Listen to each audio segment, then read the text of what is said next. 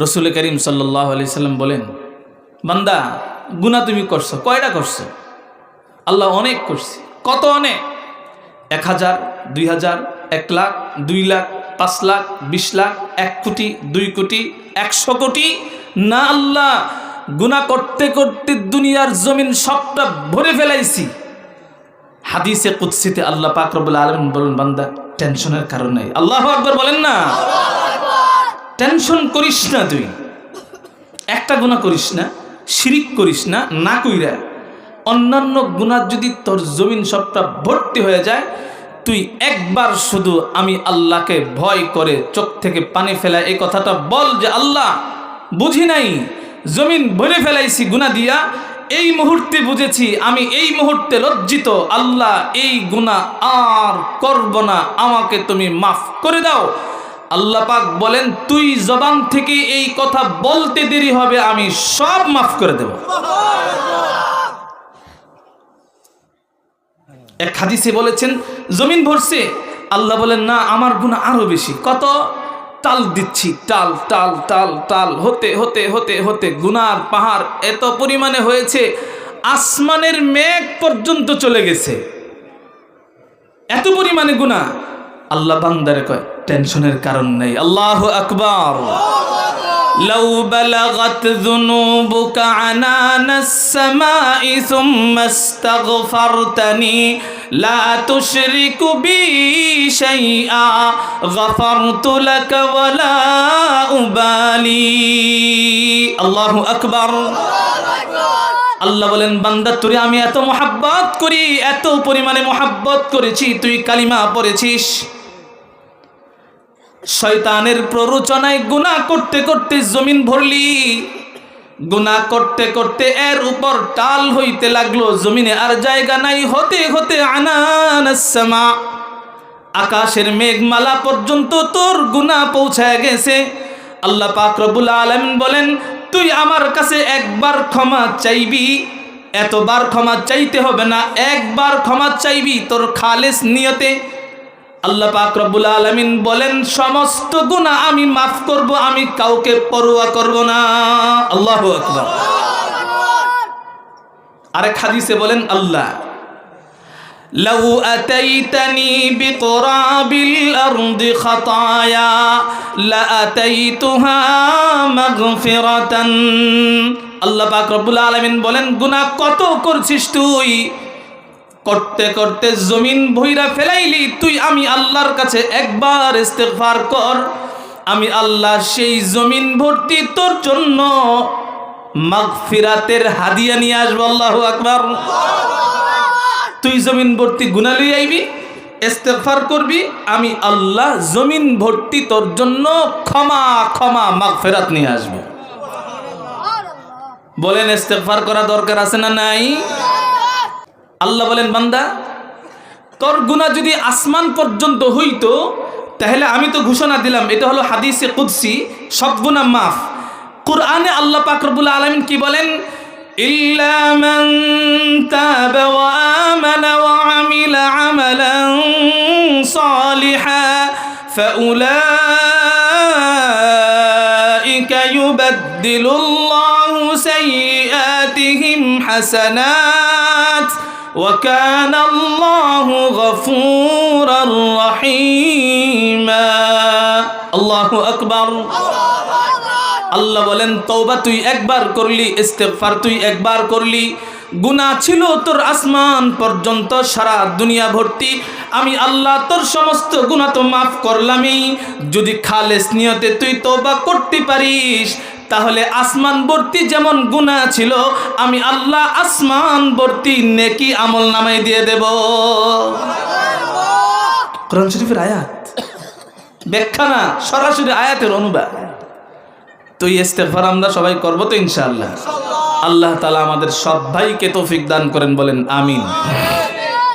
কষ্ট হইতেছে আপনাদের? খারাপ লাগতেছে? এই একটা আমল যদি নিতে পারি ইনশাআল্লাহ, আমি ইস্তিগফারের উপর যদি আপনাদের সামনে আলোচনা শুরু করি, 3 ঘন্টা আলোচনা করতে পারবো।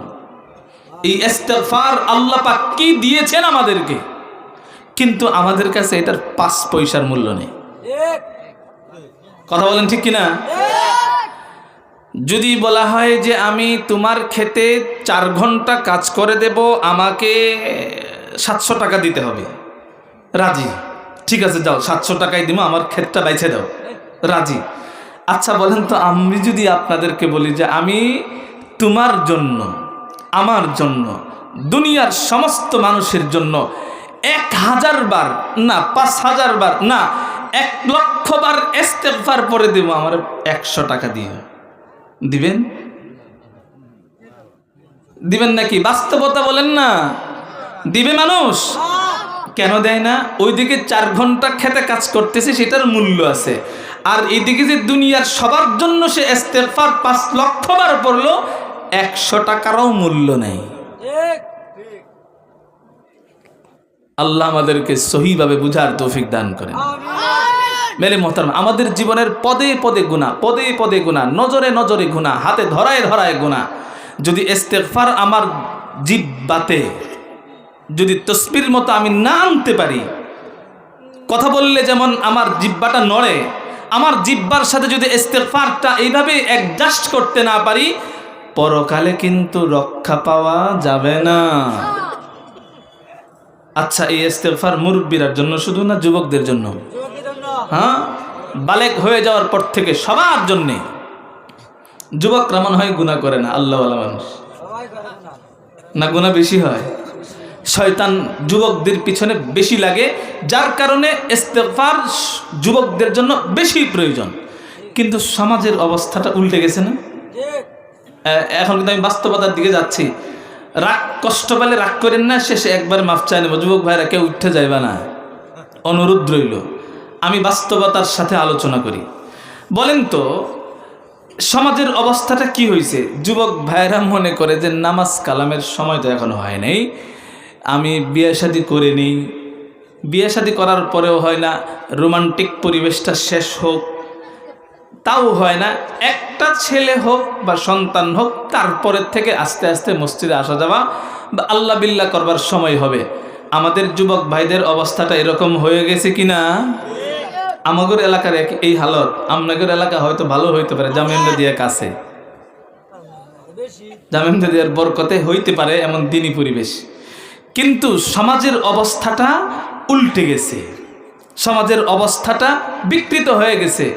যেই কাজ আমরা মুসলিম হিসাবে আমার করার দরকার ছিল, মূল কাজ আমাদের কাছে মূল্যহীন হয়ে গেছে। আর যেইটা আমার কাজ না, সেটা আমার কাছে অনেক মূল্যের হয়ে গেছে। কথা বলেন ঠিক কিনা? সমাজটা কি ঠিক আছে না উল্টে গেছে? সবাই বলতে হবে, ঠিক আছে না উল্টে গেছে? এইটার উপরে আমার আলোচনা আজকের।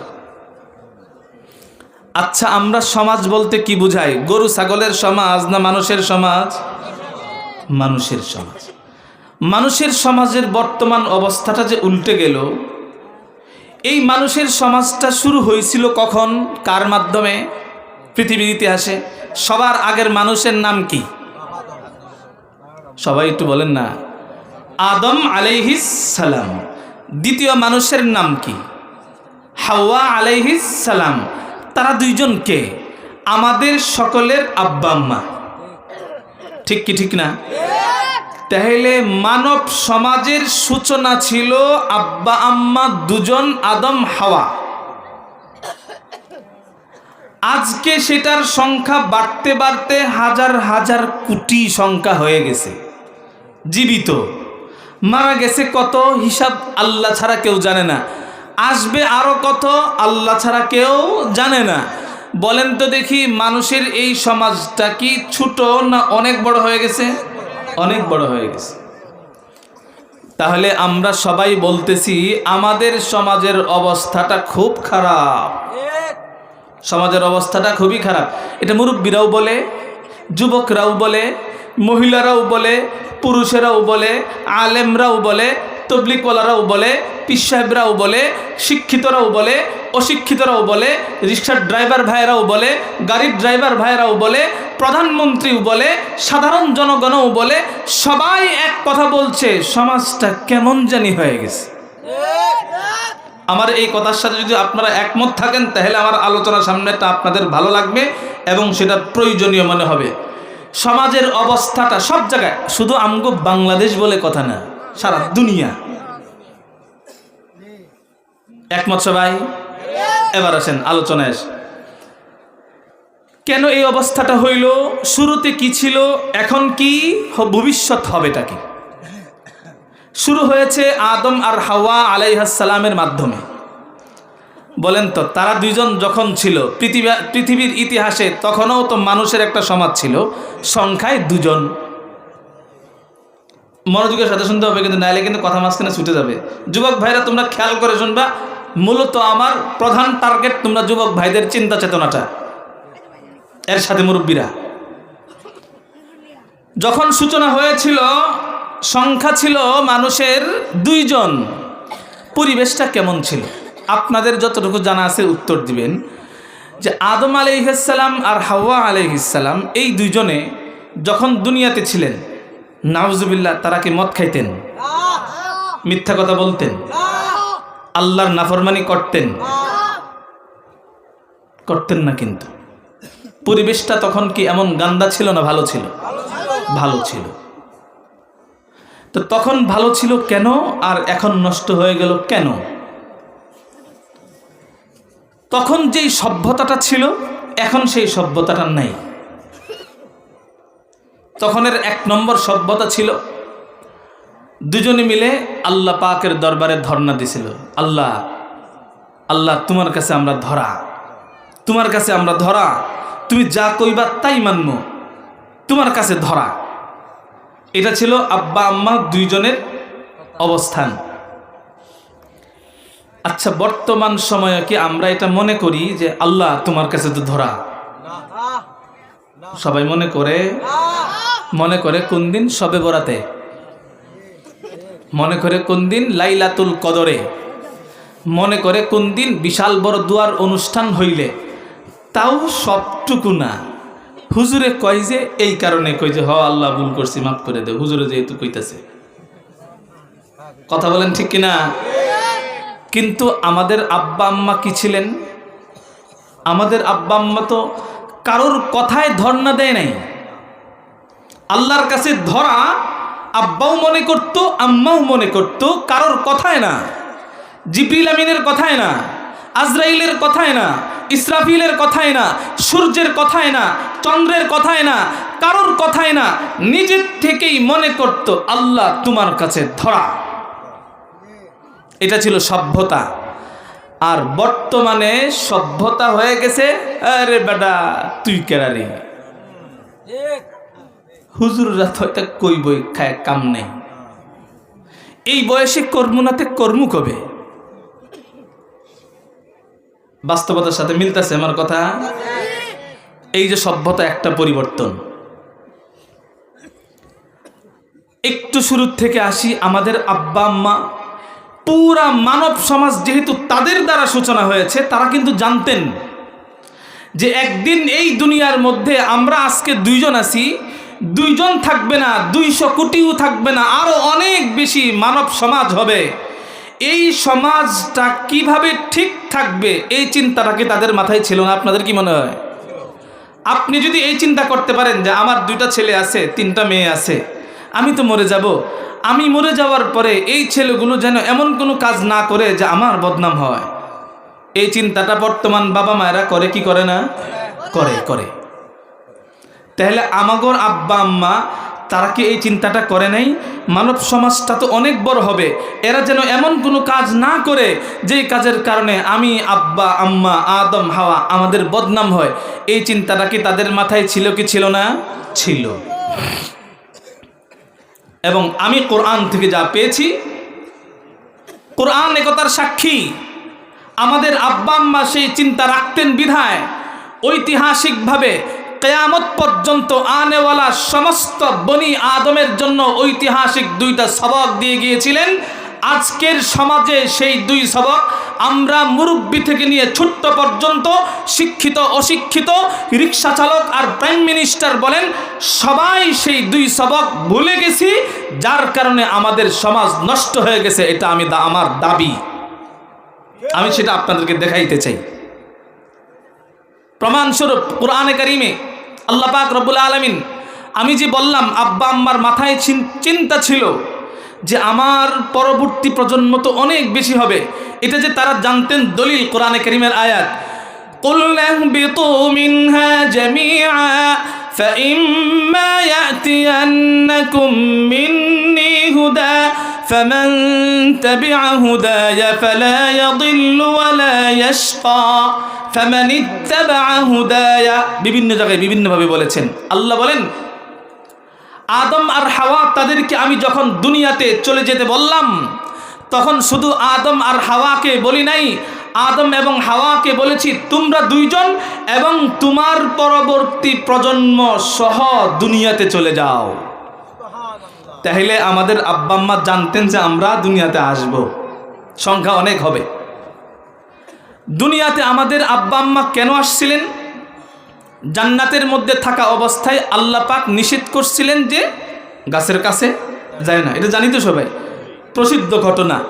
গাছের কাছে যায়ও না, লা তাকরাবা হাযিহিশ শাজারা, এই গাছের সামনে গাছের কাছেও যায়ও না, ফাতাকুনা মিনাজ জালিমিন, যদি গাছের কাছে যাও তাহলে তোমরা দুজন কিন্তু জালেমদের অন্তর্ভুক্ত হয়ে যাইবা।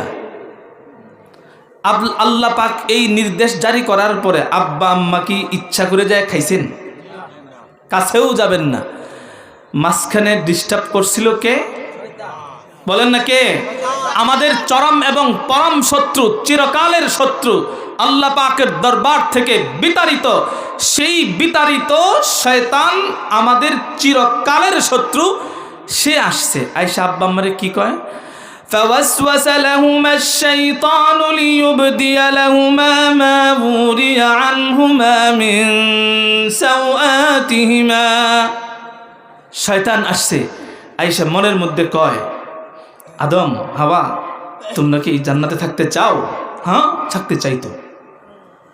শয়তানের উদ্দেশ্যটা খারাপ, এটা পরে বলি। আয়েশা বুঝাইছে কি জান্নাতে থাকতে চাও? হ্যাঁ থাকতে চাই। তাহলে আমি তোমাদের একটা নসিহত করতেছি, তোমাদের খুব খায়ের খা। কিন্তু আমি আসছিল কিন্তু মুরব্বি সাইজা, সুন্দর সাদা কাপড় পরে আল্লাহওয়ালা একজন পিসাবের মতো আয়েশা বলছিল যে দেখো তোমরা কি জান্নাতে থাকতে চাও? হ্যাঁ জান্নাতে থাকতে চাই। তাহলে আমি যা বলতেছি তা করো। কি বলো তুমি, বলো দেখি কি করব?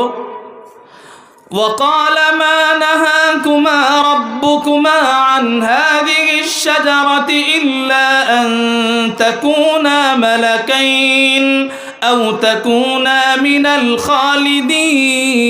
الخالدين। শয়তান এসে বলে, আল্লাহ তোমাদেরকে এই গাছের কাছে যাইতে না করছে কেন জানো?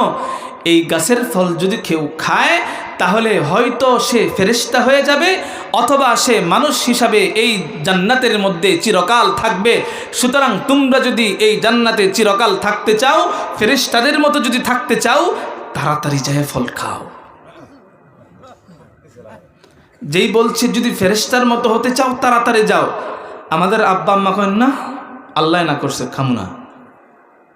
কয় দেখো দেখো আমি কিন্তু তোমাদের ভালো চাচ্ছি, যাও ফেরেশতা হইতা না, মানুষ হিসাবেই থাকবা, চিরকাল আরামে থাকবা। এটা কি তোমরা চাও না? যাও ফল খাও, আমি কইতেছি খেলাও। আব্বা আম্মা বলেন না খাবো না, আল্লাহ না করছে খাবো না। খেয়াল করেন কিন্তু আল্লাহ না করছে খাবো না। শয়তান চিন্তা করে হায়রে পারলাম না, কি করা যায়? পরে আবার আসছে, وَقَاسَمَهُمَا إِنِّي لَكُمَا لَمِنَ النَّاصِحِينَ। শয়তান এসে বলে, আদম হাওয়া কসম খায়া কইতেছি আমি কিন্তু তুমগোর দুইজনের জন্য খুব ভালোই চাইছিলাম, কিন্তু মানলা না। আচ্ছা যাও গেলাম আমি। এখন কসম যখন খায় ফেলাইছে, আব্বা আম্মার মনের মধ্যে আগের যে দৃঢ়তা ছিল সেই দৃঢ়তার মধ্যে ভাটা পড়ছে। আসলে তো আল্লাহ পাকের হিকমত। তখন তারা কি করছেন, যায় খাইছেন। খাওয়ার পরে এখন শয়তান খুশি, হেই তো এবার না হইল। কেন খুশি হইল? ঘটনা ঘটছে খাওয়ার পরে। কি ঘটনা? জান্নাতের পোশাক ছিল খুলে পড়ে গেছে, হায় হায় সতর খুলে গেছে। পেটের মধ্যে কোনো ব্যথা ট্যাথা ছিল না, এখন পেটের মধ্যে আস্তে আস্তে ব্যথা, বাথরুমে যেতে হবে, এটা তো ছিল না। শয়তান কিলকিল করে হাসে, এই তো এবার হইল, আমার উদ্দেশ্য সফল। শয়তানের উদ্দেশ্য সফল। শয়তানের উদ্দেশ্য কি ছিল? বনি আদম রে তার সতর খুললে দিমু। বলেন, সতর খুলে দেওয়া ইজ্জতের ব্যাপার না বেইজ্জতির ব্যাপার? আল্লাহ এটা জানায় দিয়েছেন শয়তানের উদ্দেশ্য। আব্বা আম্মার সাথে যেই উদ্দেশ্য, মনে রাখবেন আপনার আমার ব্যাপারেও শয়তানের উদ্দেশ্য একটাই, সতর যাতে খুলে যায়। আল্লাহ সতর্ক করে দিয়েছেন কোরআন শরীফে, আমরা ভুলে গেছি। আল্লাহ তাআলা বলেন শয়তানের উদ্দেশ্য কি জানো? فوسوس لهما الشيطان ليبدي শয়তান চায় লিয়ুবদিয়া, যেন খুলে যায়, প্রকাশ হয়ে যায় সতর। লিয়ুরিয়াহুমা, যেন তারা দুইজন পরস্পরে একে অপরেরটা দেখে। কি দেখে? সাউআতিহিমা, তাদের সতর যেন দেখে। নাউজুবিল্লাহ। এটা শয়তান চায় যে মানুষ একজনের সতর আর একজনের দেখুক, এটা হলো তাদের বেইজ্জতি। শয়তানের এই উদ্দেশ্যটাকে বাস্তবায়ন করবার জন্য আব্বাকেও ধুকাই ফেলেছে, আম্মাকেও ধুকাই ফেলেছে। প্রথমবার বলেছে আব্বা আম্মা রাজি হয় নাই, দ্বিতীয়বার বলেছে রাজি হয় নাই, তৃতীয়বার কসম খাওয়ার কারণে তাদের মনে দুর্বলতা এসে গেছে। আমি এখান থেকে আপনাদের কাছে জিজ্ঞাসা করি, আব্বা আম্মার কি দোষ আছে আসলে? তারা কি ইচ্ছাকৃত করছেন? না। এরপরে আল্লাহ বলেন যে এখন আর জান্নাতে থাকতে পারবে না, দুনিয়াতে যাও। তো আয়েশা পড়লেন। আচ্ছা, আয়েশা যে পড়লেন নিজের অপরাধে না শয়তান করাইছে? এই যে আমি যে বলতেছি ঐতিহাসিক সবক, এখানে সবক নিজের কারণে নয়, শয়তানের কারণে অন্যায় হয়েছে, এই কারণে দুনিয়াতে আসছেন। তাহলে আমরা হইলে কি কইলাম? হইলে শালার শয়তান, এর কারণে আজকে আমি দুনিয়াতে যাইতে হইল। শয়তান দ্বারা যদি ফাইতাম, আল্লাহ তুমি এটারে শেষ করে দাও, এটাই তো কইতাম না? কি বলেন? আপনারা কি অন্য কিছু কইতেন না শয়তান রে দুষতেন? দেখেন আমাদের আব্বা আম্মা কি বলে, ক্বালা রাব্বানা যালামনা আনফুসানা ওয়া ইন লাম তাগফির লানা ওয়া তারহামনা লানাকুনান্না মিনাল খাসিরিন। আব্বা আম্মা দুনিয়াতে এসে কান্দে। কি কয়ে কান্দে? শয়তানরে দোষে না, শয়তানকে একবারের জন্যও দোষে নাই। বলে কি? রব্বানা যালামনা, আয় আল্লাহ আমি ভুল করেছি। আব্বাও বলে আল্লাহ আমি ভুল করেছি, আম্মাও বলে আল্লাহ আমি ভুল করেছি। আসলে কি তারা ভুল করেছেন না শয়তান করাইছে? আওয়াজ দিয়ে বলেন, কে করাইছে? শয়তান করাইছে, নিজেরা ভুল করেন নাই। এরপরে দুনিয়াতে আয়েশা বলে কি? রব্বানা যালামনা আনফুসানা, আয় আল্লাহ আমি ভুল করেছি। আব্বাও বলে আমি ভুল করেছি, আম্মাও বলে আমি ভুল করেছি। কতবার বলেছেন? কতবার বলেছেন? দিনরাত 24 ঘন্টা মিলায়া কমপক্ষে 350 বছর পর্যন্ত বলেছেন আল্লাহ আমি ভুল করেছি, আমি ভুল করেছি, আমি ভুল করেছি। একবারের জন্য বলেন নাই আল্লাহ আমার কি দোষ, শয়তানে করেছে। তো সবক এই জায়গায়। আব্বা আম্মা বলেন 350 বছর পর্যন্ত আল্লাহ আমি ভুল করেছি, একবারের জন্য বলে না শয়তান ভুল করেছে, আমাকে কেন শাস্তি দিচ্ছ? বলে নেই। কেন? বলতে পারতেন তো রব্বানা যালামানি আশ-শাইতান, আল্লাহ শয়তান আমাদের উপর জুলুম করছে। বলে নাই কোথাও। উলামা ইকরাম এখানে ভরপুর, কোথাও নাই। কেন বললেন? আমাদের সমাজের বর্তমান অবস্থানটা কি? ওই সময় শুরু সমাজে ছিল আল্লাহ আমি ভুল করছি, আমি ভুল করছি। এবার আসেন আমগর সমাজের তাকান, আমরা কি এই কথা বলি যে আমি ভুল করছি? এই এখন কিন্তু নিজের শরীরের গায়ে পড়বে। সত্য কথা বললে আল্লাহ কিন্তু মাফ করবে। সত্য বললে কে মাফ করবে বলেন না? আল্লাহ। তো আমরা এখানে তো আমরা নিজেরাই সত্য বলতে তো সমস্যা নেই। বলেন আব্বা আম্মা বলছিলেন আমি ভুল করছি, শয়তানে ভুল করছে জানা সত্ত্বেও তারে দোষ দেয় নাই, নিজে ভুল করে নাই জানা সত্ত্বেও নিজে ভুল করছে এই কথা বলে। আমগর সমাজে কি ভুল আমি করছি? হ্যাঁ করছে, অমুকে করছে, অমুকে করছে। মৌলিকভাবে একটা বলি, মুরব্বীরা যদি জিগানি যায় সমাজটা যে এরকম হইল, মুরব্বীরা একখানে বৈশাখ গল্প করলে কয়, হাই হাই রি আমগোর যুবর ফুলাবান্ডির এমন চলাফেরা, আমরা সমাজ দ্বারা নষ্ট করে লেছি। মুরব্বীরা আপনারা বলেন না, আল্লাহওয়ালা মানুষ তো না বলতে পারেন, আমগো এলাকায় বলে। তারা যখন একসাথে বসে সমাজ নিয়ে আলোচনা হয়, তখন বলে যেই যুবক যুবতীরা আমরা সমাজ দ্বারা শেষ করে লেছি। বলেন এটা বলে কি বলে না? সবাই বলতে হবে, বলে কি বলে না? বলে। তাহলে বলেন আব্বার শিক্ষা মুরব্বীরার মধ্যে আছে না গেছে? আব্বার শিক্ষা মুরব্বীরা ছেড়ে দিছে। যুবক ভাইরা যখন এক কানে হয়, আমার সাথে যুবক পোলাপানের সাথে সম্পর্ক খুব বেশি। ঈশ্বরগঞ্জ গেলে দেখবেন যে আমার লগে স্কুল কলেজ ভার্সিটির পোলাপানের সম্পর্ক খুব বেশি। হেরা আমার মহাব্বত করে, আমিও তাদেরকে মহাব্বত করি। এদের মনের কথাগুলো আমাদের কাছে বলে। আমরা দেখি ওরা বলে, হায় হায় রে দাড়িটি সাদা হয়ে গেছে, ওহনো বুঝি তা টানাটানি করতো, বুড়া হয়ে গেছে কাশতাছে, ওহনো হে রাত 3টার থেকে বই থেকে চুক্তি বুঝতে বুঝতে করে আইন্দে ছায়া রয়েছে। 2 দিন পরে গুড়ের ফারক গেছে গাফাও একটা। আচ্ছা, যুবক ভাইদের এই যে মেন্টালি অবস্থানটা, তারা কি বলতে চায়? সমাজের এই অবস্থার কারণে তারা নিজেরা দায়ী বলে না মুরব্বীদেরকে দায়ী করে? এখন কইতেন না আমার কথা? তাহলে ঘটনাটা কি দাঁড়াইল? মুরব্বীরা সমাজ ধ্বংস হয়ে যাওয়ার জন্য দায়ী করে যুবকদেরকে, আর যুবকরা দায়ী করে মুরব্বীদেরকে। বলেন দেখি, যুবক সমাজ আর মুরব্বী সমাজের মধ্যে আমাদের আব্বা আম্মার শিক্ষাটা আছে না গেছে? এই জন্যই সমাজ নষ্ট হয়ে গেছে। আপনাদের বিবেকের সাথে মিলবে কিনা জানি না, কিন্তু আমি ইয়াকিনের সাথে বলতে পারি, আজকে যদি আমরা মুরব্বী শ্রেণী সবাই, যুবক শ্রেণীর সবাই, পুরুষেরা সবাই, মা বোনেরা সবাই এই এক শিক্ষা যদি নেই, সমাজের যেই কোনো দুরবস্থা, পারিবারিক যেই কোনো সমস্যা, ব্যক্তিগত যেই কোনো দ্বন্দ্ব কলহ, রাষ্ট্রীয় যেই কোনো দ্বন্দ্ব কলহ, দলীয়ভাবে যেই কোনো দ্বন্দ্ব কলহ, এর জন্যে সবাই যদি সবার জায়গার থেকে বলতো আমি দোষী, আমার কারণে, আমার তো বিশ্বাস আজকের থেকে যদি সেইটার কার্যক্রম চলে, আগামী 2-3 দিনের মধ্যে সমাজের পট পরিবর্তন হইতে দেরি হবে না। কথা বলেন ঠিক না? দলিল দেখাই। এই যে আরেকজনের দোষ, আমি দোষী না বলতে বলতে বলে কি, আরে আমি তো জুম্মার নামাজ দৌলো পড়ি, হ্যাঁ তো জুম্মার নামাজ দৌ পড়ে না।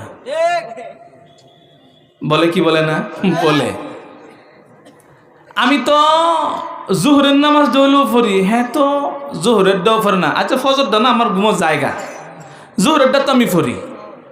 আচ্ছা বলেন তো, সে তার মানসিকতাটা কি?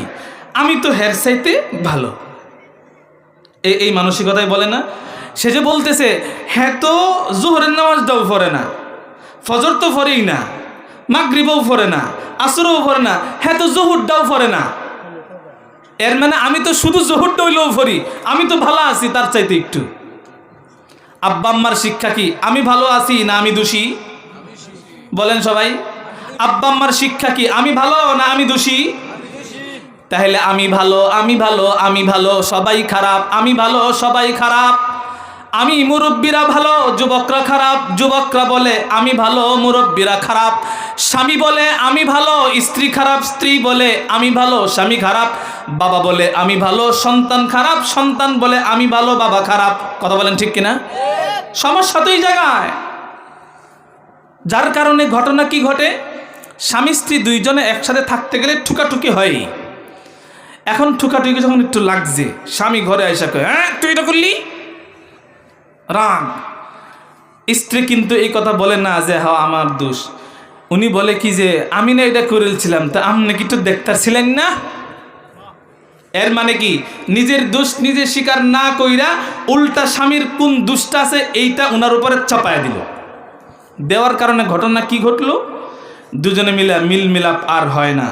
আব্বা আম্মা জেনে ফেলাইছে, শ্বশুর শাশুড়ি জেনে ফেলাইছে, বড় ভাই জেনে ফেলাইছে, ভাবিরা জেনে ফেলাইছে।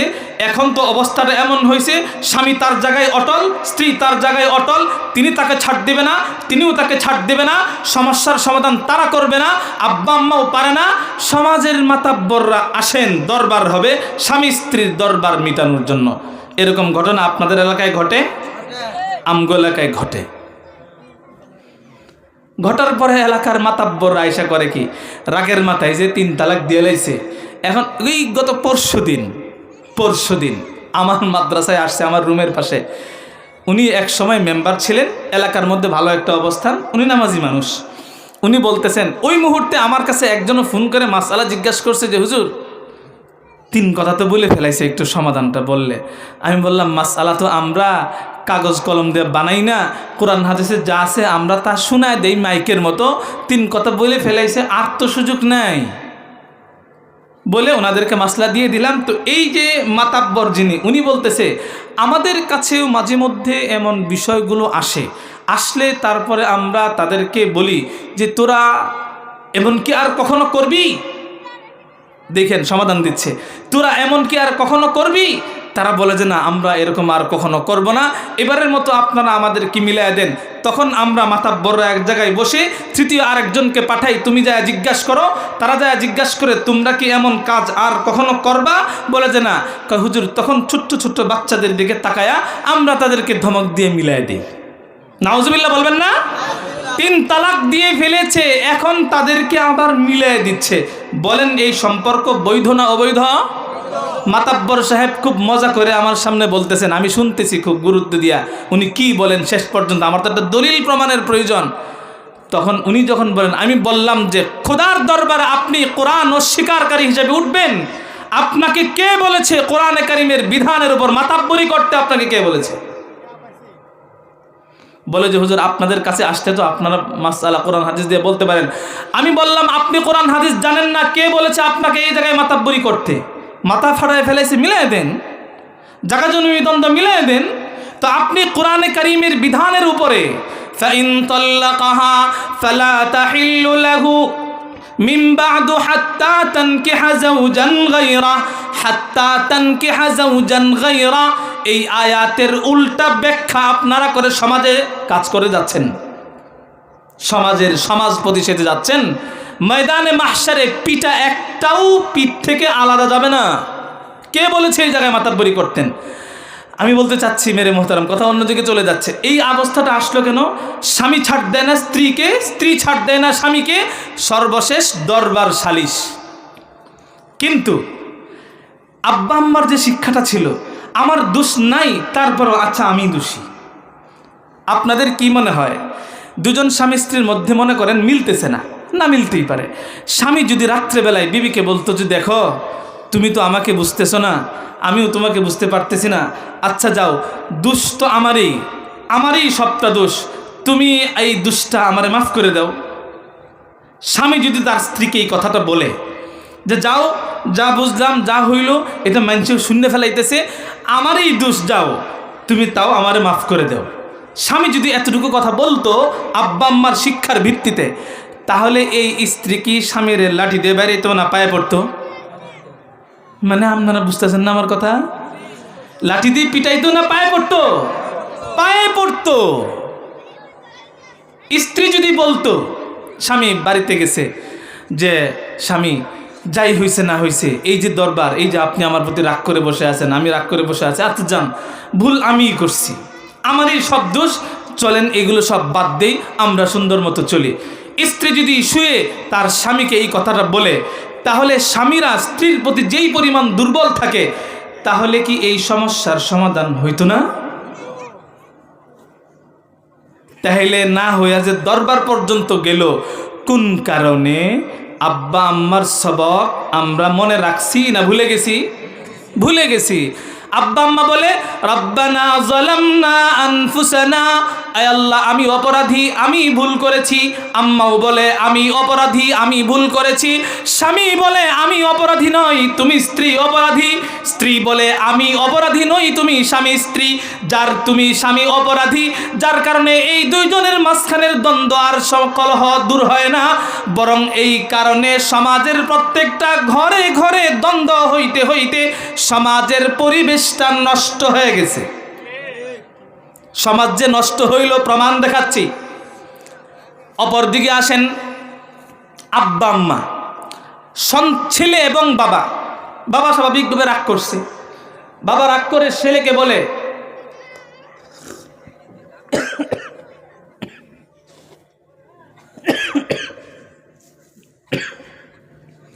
বাবা ছেলেকে বলে, তুই এই কামটা করলি, তুই এটা করতে ফেললি, তুই গেলি কেন ওখানে? একবার দুইবার ছেলে ভুল করছে, করতে করতে আমরা তো পত্রপত্রিকা এটাও পাই, বাবা ছেলেকে ত্যায্য পুত্র করে দিছে, এমন ঘটনাও ঘটে।